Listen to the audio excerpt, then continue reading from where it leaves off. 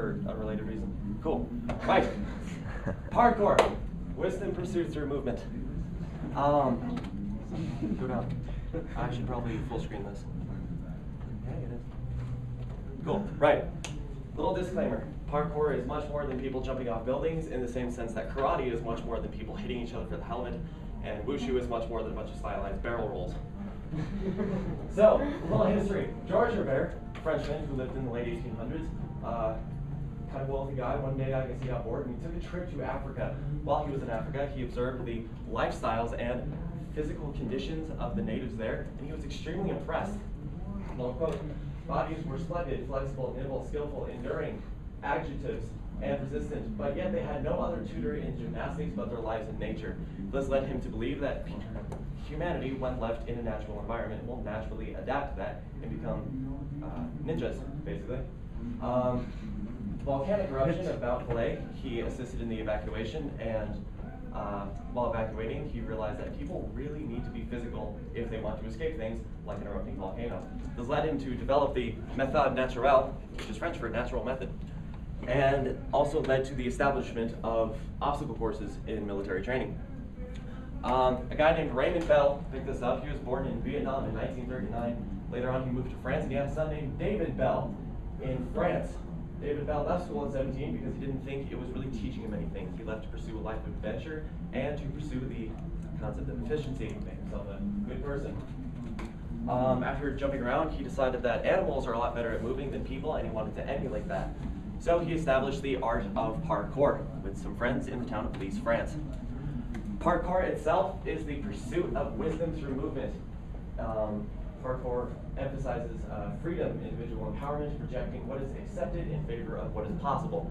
Very humanist in the sense that people are extremely empowered, and we should use that to our advantage. There's not a lot of official definition on what it is, because it is a relatively new structure of thought, and it is a living, breathing philosophy that is expressed through its practitioners, who are known as traceurs. Champions preservation of body and environment, don't kill yourself, and don't destroy public property. It's non-competitive, which a lot of people seem to completely miss, and it seeks constant self-improvement over being better than other people. Free running is an offshoot of parkour developed by David Bell's friend Sebastian Foucan. It's slightly different in the sense that it pursues a much more artistic, sort of self-expressive endeavor, I guess. It's not as rich as parkour. It loses some efficiency in favor of personal artistic expression. Kind of little aestheticism there in the sense that it really likes beauty. And yes. Influences. It was influenced by Bruce Lee and his philosophy on exercising martial arts. Georges Robert, obviously. Kierkegaard and his ideas of truth being subjective.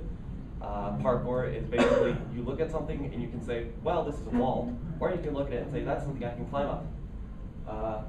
Plato, the idea of Plato's cave, this is very much escaping the cave in a sense. Most people look at a sidewalk and see a sidewalk. Traceurs, they see anything and they think, well, how can I play with this? Idealism, sort of like what an ideal human being should be, subjectivism, and aestheticism in the case of free running.